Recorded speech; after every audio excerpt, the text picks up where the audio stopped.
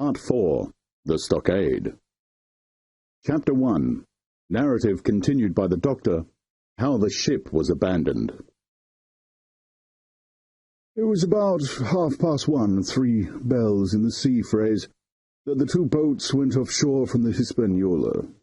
The captain, the squire, and I were talking matters over in the cabin. Had there been a breath of wind, we should have fallen on the 6 mutineers who were left aboard with us, slipped our cable, and away to sea, but the wind was wanting. And to complete our helplessness, down came Hunter with the news that Jim Hawkins had slipped into a boat and was gone ashore with the rest. It never occurred to us to doubt Jim Hawkins, but we were alarmed for his safety. With the men in the temper they were in, it seemed an even chance if we should see the lad again. We ran on deck. The pitch was bubbling in the seams, the nasty stench of the place turned me sick. If ever a man smelt fever and dysentery, it was in that abominable anchorage. The 6 scoundrels were sitting grumbling under a sail in the forecastle. Ashore we could see the gigs made fast, and a man sitting in each hard by where the river runs in. One of them was whistling Lillibolero. Waiting was a strain, and it was decided that Hunter and I should go ashore with the jolly boat in quest of information. The gigs had leaned to their right, but Hunter and I pulled straight in the direction of the stockade upon the chart. The 2 who were left guarding their boats seemed in a bustle at our appearance. Lillibolero stopped off, and I could see the pair discussing what they ought to do. Had they gone and told Silver, all might have turned out differently, but they had their orders, I suppose, and decided to sit quietly where they were, and hark back again to Lillibolero. There was a slight bend in the coast, and I steered so as to put it between us. Even before we landed, we had thus lost sight of the gigs. I jumped out, and came as near running as I durst, with a big silk handkerchief under my hat for coolness' sake, and a brace of pistols ready primed for safety. I had not gone 100 yards when I reached the stockade. This was how it was. A spring of clear water rose almost at the top of a knoll. Well, on the knoll, and enclosing the spring, they had clapped a stout log house fit to hold 20 of people on a pinch, and loopholed for musketry on either side. All round this they had cleared a wide space, and then the thing was completed by a paling 6 feet high. Without door or opening, too strong to pull down without time and labour, and too open to shelter the besiegers, the people in the log-house had them in every way. They stood quiet in shelter, and shot the others like partridges. All they wanted was a good watch and food, for, short of a complete surprise, they might have held the place against a regiment. What particularly took my fancy was the spring. For though we had a good enough place of it in the cabin of the Hispaniola, with plenty of arms and ammunition and things to eat, and excellent wines, there had been one thing overlooked. We had no water. I was thinking this over when there came a ringing over the island, the cry of a man at the point of death. I was not new to violent death. I have served His Royal Highness the Duke of Cumberland, and got a wound myself at Fontenoy, but I know my pulse went dot and carry 1. Jim Hawkins is gone, was my first thought. It is something to have been an old soldier, and still more to have been a doctor. There is no time to dilly-dally in our work, and so now I made up my mind instantly, and with no time lost returned to the shore and jumped on board the jolly boat. By good fortune, Hunter pulled a good oar. We made the water fly, and the boat was soon alongside, and I aboard the schooner. I found them all shaken, as was natural. The squire was sitting down, as white as a sheet, thinking of the harm he had led us to, the good soul, and one of the 6 forecastle hands was little better.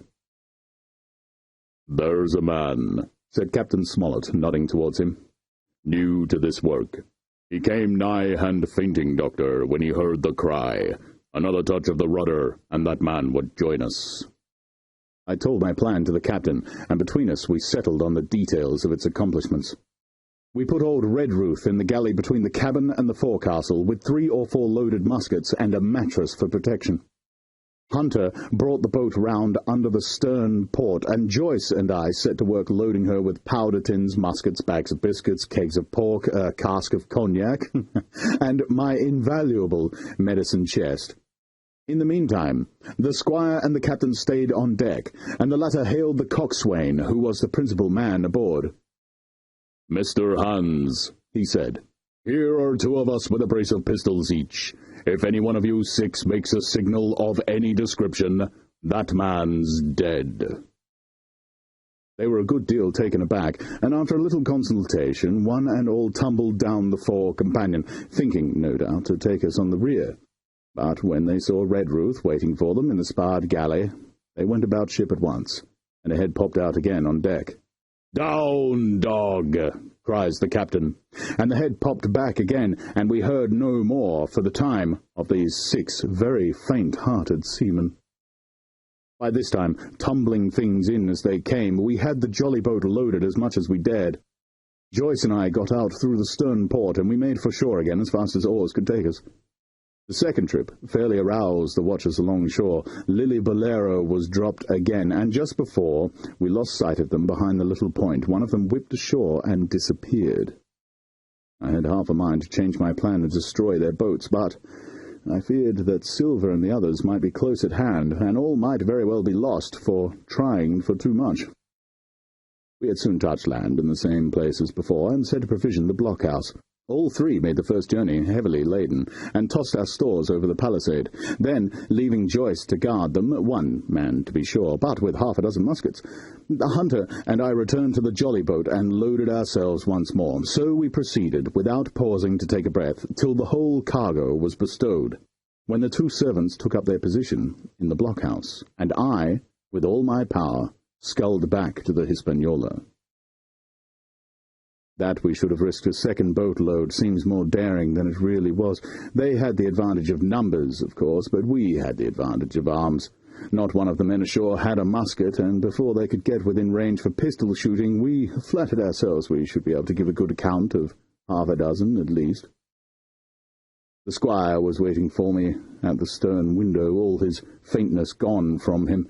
He caught the painter and made it fast, and we fell to loading the boat for our very lives. Pork, powder, and biscuit were the cargo, with only a musket and a cutlass apiece for the squire and me, with Redruth and the captain. The rest of the arms and powder we dropped overboard in 2.5 fathoms of water, so that we could see them, bright steel shining far below us in the sun on the clean, sandy bottom. By this time the tide was beginning to ebb, and the ship was swinging round to her anchor. Voices were heard faintly hallooing in the direction of the 2 gigs, and though this reassured us for Joyce and Hunter, who were well to the eastward, it warned our party to be off. Redruth retreated from his place in the galley and dropped into the boat, which we then brought round to the ship's counter to be handier for Captain Smollett. "Now, men," said he, "do you hear me?" There was no answer from the forecastle. "It's to you, Abraham Gray. It's to you I'm speaking." Still no reply. "Gray," resumed Mr. Smollett a little louder, "I am leaving this ship, and I order you to follow your captain.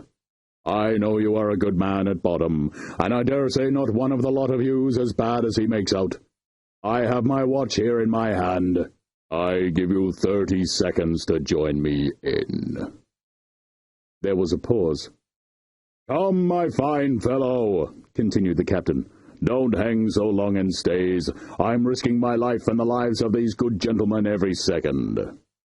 There was a sudden scuffle, a sound of blows, and out burst Abraham Gray with a knife cut on the side of his cheek, and came running to the captain like a dog to the whistle. "I'm with you, sir," said he. And the next moment he and the captain had dropped aboard of us, and we had shoved off and given way. We were clear out of the ship, but not yet ashore.